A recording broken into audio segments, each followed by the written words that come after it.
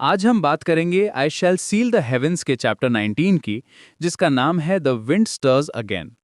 ये कहानी मेंग हाओ के जीवन में एक महत्वपूर्ण मोड़ लेकर आती है, जहां उसे अपने पुराने साथी लिटिल टाइगर से मिलना होता है और एक दुखद खबर सुनने को मिलती है। ये चैप्टर कल्टीवेशन की दुनिया की हार्श रियलिटीज को दिखाता है, जहां जीवन और मृत्यु के बीच की रेखा बहुत पतली होती है। रिलायंस सेक्ट में 1 साल बीत चुका था जब से मेंग हाओ यहां आया था। ये 1 साल उसके लिए ट्रांसफॉर्मेशन का रहा था। वो अब 4th level of Qi condensation के मिडिल में पहुंच गया था, जो कि एक अच्छी प्रोग्रेस थी। इस लेवल पर पहुंचना कोई आसान काम नहीं था। हर दिन घंटों की मेडिटेशन, ब्रीदिंग एक्सरसाइजेस और स्पिरिचुअल एनर्जी को एब्जॉर्ब करने की प्रैक्टिस के बाद वो यहां पहुंचा था। लेकिन उसका दोस्त फैटी अभी भी 2nd लेवल पर ही था। फैटी की कल्टीवेशन स्पीड स्लो थी, लेकिन वो कंसिस्टेंट था। उसकी अप्रोच में कोई जल्दबाजी नहीं थी, जो कि कल्टीवेशन की दुनिया में एक वाइज स्ट्रैटेजी मानी जाती है। दोनों दोस्त अपनी कल्टीवेशन में व्यस्त थे जब अचानक उन्हें एक परिचित चेहरा दिखाई दिया। ये एक टिपिकल डे था रिलायंस सेक्ट में। मॉर्निंग मिस्ट अभी भी माउंटेन्स के अराउंड लटक रही थी और डिसाइपल्स अपनी डेली रूटीन्स में बिजी थे। कुछ मेडिटेशन में एंगेज थे, कुछ फिजिकल ट्रेनिंग कर रहे थे और कुछ स्क्रिप्चर्स पढ़ रहे थे। इसी पीसफुल एनवायरनमेंट में अचानक एक फेमिलियर फिगर दिखाई दिया। लिटिल टाइगर, जो कभी उनके साथ सर्वेंट्स क्वार्टर में काम करता था, अब आउटर सेक्ट में दिखाई दिया। उसकी अपीयरेंस में कुछ चेंजेस थे। वो पहले से थोड़ा टॉलर लग रहा था और उसके पोस्चर में एक कॉन्फिडेंस था जो पहले नहीं था। लेकिन उसकी आंखों में एक अजीब सा दुख था, जैसे कि वो कोई हैवी बर्डन कैरी कर रहा हो। उसके चेहरे पर एक शैडो था जो उसकी यूजुअल चीयरफुल डेमोनोर को हाइड कर रही थी। जब मेंग हाओ और फैटी ने उससे पूछा कि वो कैसा है, तो उसका जवाब सबको चौंका देने वाला था। लिटिल टाइगर ने एक मोमेंट के लिए हेजिटेट किया, जैसे कि वो अपने वर्ड्स को केयरफुली चूज कर रहा हो। फिर उसने डीप ब्रेथ ली और बोला, ही डाइड।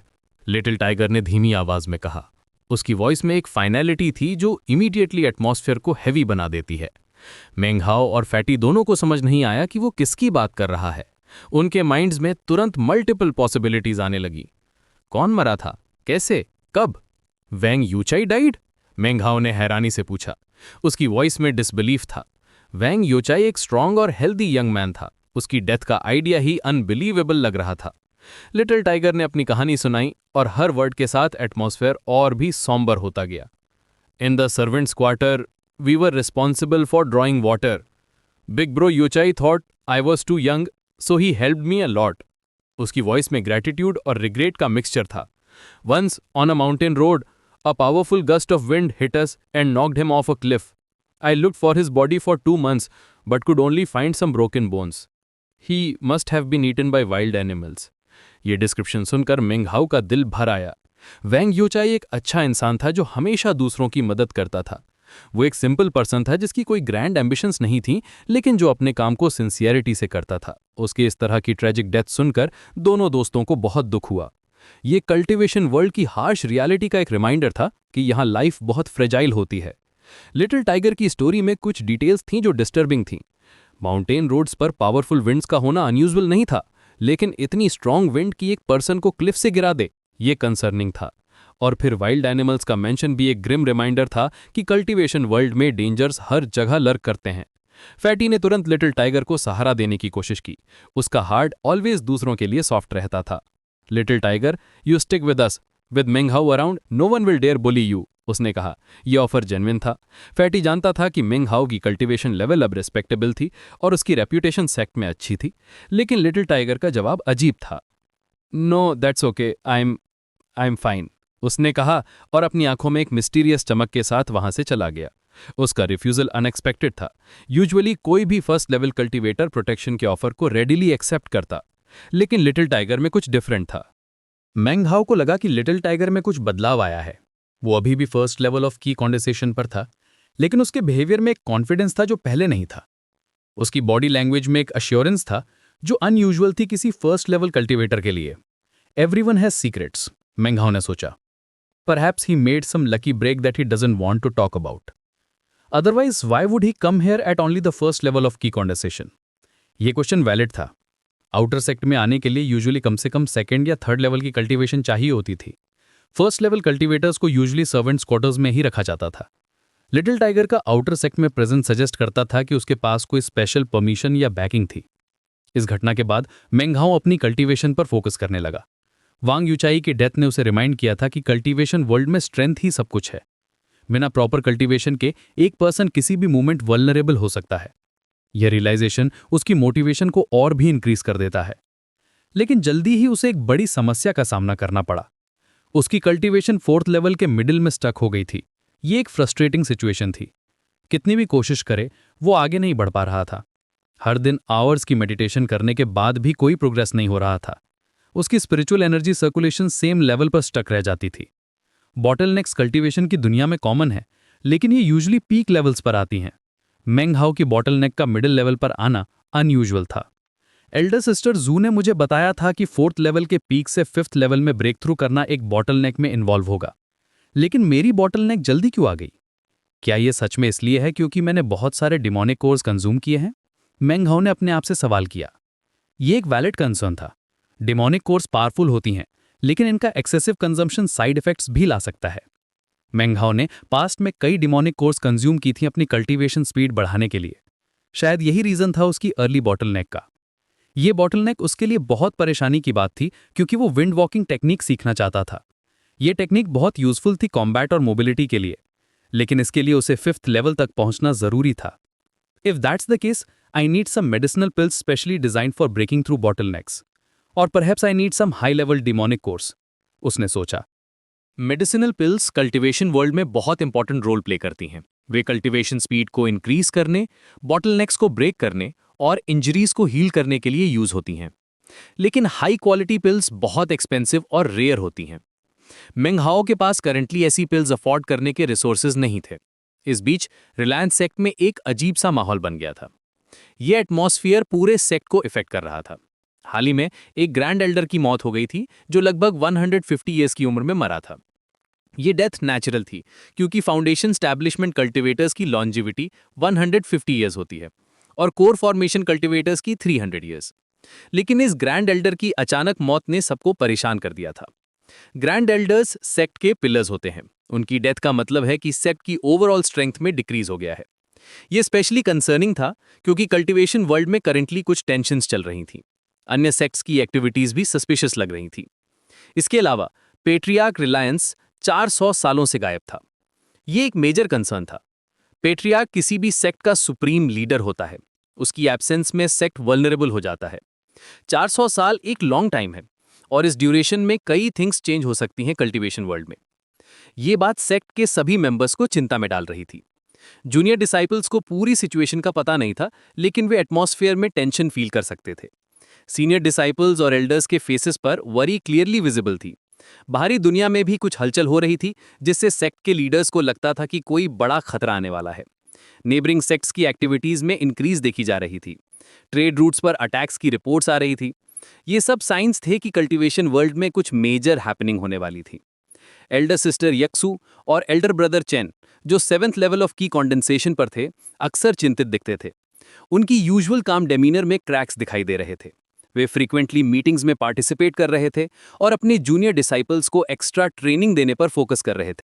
सेक्ट में डिफेंसिव स्पेल्स लगाए जा रहे थे और सभी को अलर्ट रहने की हिदायत दी जा रही थी।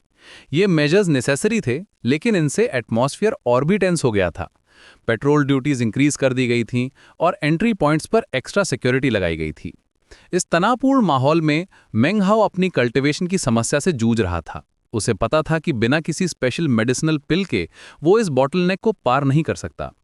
करंट सिचुएशन में स्ट्रेंथ की इंपॉर्टेंस और भी बढ़ गई थी। अगर कोई मेजर कॉन्फ्लिक्ट होता है तो वीक कल्टीवेटर्स सबसे पहले टारगेट बनते हैं, और सबसे अच्छी पिल जो इस काम आ सकती थी वो थी ड्राई स्पिरिट पिल।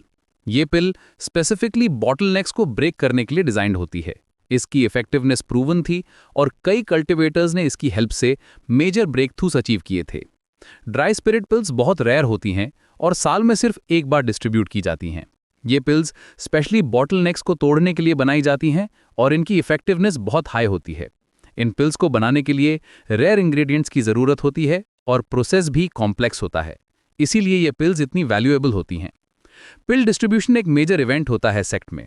सभी डिसाइपल्स इसका बेसब्री से वेट करते हैं। ये एक अपॉर्चुनिटी होती है कि कोई लकी पर्सन को लाइफ चेंजिंग पिल मिल सके। कंपटीशन इंटेंस होती है, लेकिन final decision usually senior members का होता है। आखिरकार वो दिन आ गया जिसका मेंग हाओ को बेसब्री से इंतजार था, पिल डिस्ट्रीब्यूशन डे। ये दिन पूरे सेक्ट के लिए इंपॉर्टेंट होता है। इस दिन सेक्ट के सीनियर मेंबर्स नए डिसाइपल्स को वैल्यूएबल पिल्स डिस्ट्रीब्यूट करते हैं। ये बहुत इंपॉर्टेंट इवेंट होता है क्योंकि ये पिल्स कल्टीवेशन में ब्रेक थ्रू के लिए ज़रूरी होती हैं। इस दिन का एटमॉस्फेयर स्पेशल होता है। सभी डिसाइपल्स अर्ली मॉर्निंग से प्रिपेयर होते हैं। वे अपने बेस्ट रोब्स पहनते हैं और अपनी कल्टीवेशन अचीवमेंट्स को मेंटली रिव्यू करते हैं। हर कोई होप करता है कि शायद उसे कोई वैल्यूएबल पिल मिल जाए। शांगवान शिउ, जो पिल डिस्ट्रीब्यूशन का इंचार्ज था, एक एक्सपीरियंस्ड कल्टीवेटर था। उसकी रेपुटेशन सेक्ट में अच्छी थी। वो फेयर डिसीजंस लेने के लिए नोन था। वो हमेशा नए डिसाइपल्स को एनकरेज करने की कोशिश करता था। In the past 2 years in which I have presided over pill distribution, I usually prefer to select a new disciple. The reason is that if we can continue to get new disciples, our sect will flourish. वो अक्सर कहता था। ये philosophy wise थी। New disciples में enthusiasm होती है और उन्हें प्रॉपर गाइडेंस मिलने पर वे सेक्ट के फ्यूचर पिलर्स बन सकते हैं। शांगवान शिउ का अप्रोच एनकरेजिंग था नए डिसाइपल्स के लिए। जब डिस्ट्रीब्यूशन का दिन आया तो सभी डिसाइपल्स एक हॉल में इकट्ठे हुए। ये हॉल स्पेशली इस इवेंट के लिए डेकोरेट किया गया था। बैनर्स लगाए गए थे और स्पिरिचुअल एनर्जी को एनहांस करने वाले फॉर्मेशंस एक्टिवेट किए गए थे। एटमॉस्फेयर सॉलम येट होपफुल था। मेंग हाओ का दिल जोर से धड़क रहा था। उसे पता था कि अगर उसे ड्राई स्पिरिट पिल मिल जाए तो वो अपनी बॉटलनेक को पार कर सकता है। ये उसके लिए एक टर्निंग पॉइंट हो सकता था। उसकी पाम्स स्वेटी हो रही थी और वो अपनी ब्रीदिंग को कंट्रोल करने की कोशिश कर रहा था। हॉल में सभी डिसाइपल्स की आइज शांगवान शिउ पर फोकस थी। वो स्लोली स्टेज पर आया और एक ऑर्नेट बॉक्स निकाला। इस बॉक्स से एक सटल ग्लो निकल रही थी जो सजेस्ट करती थी कि इसमें कुछ वेरी स्पेशल था। शांगवान शिउ ने एक स्पेशल बॉक्स में रखी एक ग्लोइंग पिल निकाली। जैसे ही उसने वो पिल दिखाई, पूरे हॉल में एक अजीब सी एनर्जी फील हुई। ये एनर्जी प्योर और पावरफुल थी। सभी डिसाइपल्स की ब्रीदिंग ऑटोमेटिकली स्लो हो गई, जैसे कि वो इस एनर्जी को एब्जॉर्ब करने की कोशिश कर रहे हों। इट्स अ ड्राई स्पिरिट पिल, किसी ने विस्पर में कहा। ये विस्पर पूरे हॉल में एको हुई। सभी की आइज उस ग्लोइंग पिल पर फिक्स हो गईं। ये पिल परफेक्ट स्फेरिकल शेप में थी और इसकी सरफेस पर सटल पैटर्न्स विजिबल थे। ये पैटर्न स्पिरिचुअल एनर्जी के फ्लो को इंडिकेट करते थे। मेंग हाओ की आंखें उस पिल पर टिक गईं। उसकी डिजायर इतनी इंटेंस थी कि वो ऑलमोस्ट फिजिकल पेन फील कर रहा था। If I can get my hands on it, I will definitely have a breakthrough in my cultivation base, उसने अपने मन में सोचा। उसकी डिजायर इतनी इंटेंस थी कि वो ऑलमोस्ट ट्रेम्बलिंग कर रहा था। ये मोमेंट क्रूशियल था। मेंग हाओ की सारी होप्स इस एक पिल पर टिकी थीं। उसने मेंटली अपनी अचीवमेंट्स को रिव्यू किया। उसकी कल्टीवेशन प्रोग्रेस डिसेंट थी, उसका बिहेवियर एग्जेम्पलरी था और उसने सेक्ट के लिए कुछ कॉन्ट्रीब्यूशंस भी किए थे। शायद ये फैक्टर्स उसके फेवर में वर्क करें। हॉल में साइलेंस थी, लेकिन ये साइलेंस टेंशन से भरी थी। हर कोई वेट कर रहा था शांगवान शिउ के डिसीजन का। कुछ डिसाइपल्स की फेसेस पर होप क्लियरली विजिबल थी, कुछ नर्वस लग रहे थे और कुछ रिजाइंड एक्सप्रेशंस के साथ वेट कर रहे थे। लेकिन जो हुआ वो बिल्कुल अनएक्सपेक्टेड था। शांगवान शिउ ने हॉल में सभी डिसाइपल्स को देखा, फिर अचानक अपनी नज़र फैटी पर टिकाई। ये मोमेंट शॉकिंग था। फैटी बिल्कुल भी एक्सपेक्ट नहीं कर रहा था कि उसका नेम कॉल होगा। Never mind, I am going to give the pill to you, उसने फैटी की तरफ इशारा करते हुए कहा। यह डिसीजन कंप्लीटली अनएक्सपेक्टेड थी। फैटी की कल्टीवेशन लेवल लोएस्ट थी प्रेजेंट डिसाइपल्स में से। उसकी प्रोग्रेस भी स्लो थी, लेकिन शांगवान शिउ ने कोई एक्सप्लेनेशन नहीं दिया अपने डिसीजन का। फैटी का रिएक्शन देखने लायक था। उसकी आंखें फटी की फटी रह गईं और वो ऑलमोस्ट येल्प करने लगा। This me crap, why did have to be me, वो बोला और उसका चेहरा ऐसा लग रहा था जैसे वो रोने वाला हो। उसकी वॉइस में पैनिक क्लियरली ऑडिबल थी। ये रिएक्शन बिल्कुल ऑपोजिट था जो नॉर्मली एक्सपेक्टेड होता है। यूजुअली कोई भी पर्सन इतनी वैल्यूएबल पिल पाकर एक्सट्रीमली हैप्पी होता है, लेकिन फैटी का डिसमे जेन्युइन था। वो जानता था कि इस पिल के साथ बड़ी रिस्पॉन्सिबिलिटी आती है। ये सीन बहुत ही आयरॉनिक था। मेंग हाओ, जिसे इस पिल की सबसे ज्यादा जरूरत थी, वो खाली हाथ रह गया और फैटी, जो सेकेंड लेवल पर भी कंफर्टेबल नहीं था, उसे ये वैल्यूएबल पिल मिल गई। लाइफ की ये आयरनी कल्टीवेशन वर्ल्ड में कॉमन है। मेंग हाओ का दिल सिंक हो गया। वो जानता था कि ये पिल उसके लिए कितनी इंपॉर्टेंट थी, लेकिन अब वो फैटी के पास थी। उसकी सारी प्लानिंग और होप्स एक मोमेंट में क्रैश हो गई, लेकिन वो अपनी डिसअपॉइंटमेंट को हाइड करने की कोशिश कर रहा था। फैटी का डिस्मे देखकर लगता था कि वो इस रिस्पॉन्सिबिलिटी से डर रहा है। ड्राई स्पिरिट पिल एक पावरफुल आइटम है और अगर गलत तरीके से यूज की जाए तो सीरियस कॉन्सिक्वेंसेस हो सकते हैं। फैटी को पता था कि वो अभी इतनी एडवांस नहीं है कि इस पिल को सेफली हैंडल कर सके। इस अनएक्सपेक्टेड टर्न ऑफ इवेंट्स ने पूरी सिचुएशन को बदल दिया। हॉल में मिक्स्ड रिएक्शंस थे। कुछ डिसाइपल सरप्राइज थे, कुछ डिसअपॉइंटेड और कुछ अम्यूज्ड। ये डिसीजन डेफिनेटली कंट्रोवर्शियल थी, लेकिन सैंगवन शू का वर्ड फाइनल था। मैंग हाओ को अब कोई और रास्ता ढूंढना होगा अपनी बॉटलनेक को पार करने के लिए। शायद उसे हाई लेवल डिमोनिक कोर्स की तलाश करनी होगी या फिर कोई और मेडिसिनल पिल का इंतजार करना होगा। ये सेटबैक फ्रस्ट्रेटिंग था, लेकिन ये उसकी डिटर्मिनेशन को ब्रेक नहीं कर सकता था। फैटी की कंडीशन देखकर लग रहा था कि वो इस पिल को यूज करने से भी डर रहा है। उसे पता था कि ये पिल बहुत पावरफुल है और अगर गलत तरीके से यूज की जाए तो नुकसान भी हो सकता है। ये फियर रीजनेबल था। प्रीमेच्योर एडवांसमेंट कभी कभी हार्मफुल हो सकती है। ये चैप्टर इस बात को दिखाता है कि कल्टीवेशन की दुनिया में कभी कभी चीजें एक्सपेक्टेड तरीके से नहीं होती। मैंग हाओ की डिटर्मिनेशन और डिजायर के बावजूद फेट ने कुछ और ही प्लान किया था। ये लाइफ का हार्श रियलिटी है कि हार्डवर्क हमेशा इमीडिएट रिजल्ट्स नहीं देती। लिटिल टाइगर का मिस्टीरियस बिहेवियर भी एक इंटरेस्टिंग एलिमेंट ऐड करता है। उसकी रिफ्यूजल टू एक्सेप्ट हेल्प और उसकी कॉन्फिडेंट एटीट्यूड सजेस्ट करती है कि उसके पास कोई सीक्रेट है। शायद उसने कोई स्पेशल एनकाउंटर किया हो या कोई हिडन अपॉर्चुनिटी मिली हो। ये मिस्ट्री फ्यूचर चैप्टर्स में रिवील होगी। रिलायंस सेक्ट की करंट सिचुएशन भी कंसर्निंग है। ग्रैंड एल्डर की डेथ और पैट्रियार्क रिलायंस का मिसिंग होना सेक्ट की सिक्योरिटी को थ्रेट में डाल रहा है। ये एक्सटर्नल प्रेशर्स सेक्ट के सभी मेंबर्स को अफेक्ट कर रहे हैं। इस एनवायरनमेंट में स्ट्रेंथ की इंपॉर्टेंस और भी बढ़ जाती है। इस पूरी स्टोरी में हम देख सकते हैं कि कल्टीवेशन की जर्नी कितनी अनप्रेडिक्टेबल होती है। मैंग हाओ जैसा डेडिकेटेड कल्टीवेटर भी समटाइम्स लक पर डिपेंड करता है। उसकी हार्डवर्क और प्लानिंग के बावजूद वो अपनी डिजायर्ड पिल नहीं पा सका। ये लेसन है कि कल्टीवेशन में पेशेंस और परसिस्टेंस जरूरी है। फैटी का कैरेक्टर भी इंटरेस्टिंग है। वो हमेशा से ही रिलक्टेंट रहा है कल्टीवेशन के मामले में, और अब जब उसे एक पावरफुल पिल मिली है तो वो और भी नर्वस हो गया है। ये सिचुएशन कॉमेडिक भी है और ट्रैजिक भी। उसकी रिलक्टेंस अंडरस्टैंडेबल है क्योंकि प्रीमैच्योर एडवांसमेंट डेंजरस हो सकती है। आगे की स्टोरी में देखना होगा कि मैंग हाओ कैसे अपनी बॉटलनेक को ओवरकम करता है। क्या वो कोई ऑल्टरनेटिव मेथड फाइंड करेगा या फिर उसे वेट करना होगा अगले पिल डिस्ट्रीब्यूशन डे तक। और लिटिल टाइगर का सीक्रेट क्या है, ये भी एक मिस्ट्री है जो आने वाले चैप्टर्स में रिवील होगी। ये चैप्टर कल्टीवेशन नॉवेल्स की क्लासिक थीम्स को परफेक्टली कैप्चर करता है। Struggle for advancement, unexpected twists, friendship dynamics और सेक्ट पॉलिटिक्स। ये दिखाता है कि कल्टीवेशन की दुनिया में सक्सेस सिर्फ हार्डवर्क से नहीं मिलती, बल्कि लक और टाइमिंग भी इंपॉर्टेंट फैक्टर्स हैं। ये रियलिटी चेक है सभी कल्टीवेटर्स के लिए कि जर्नी में अप्स और डाउन्स दोनों आते हैं।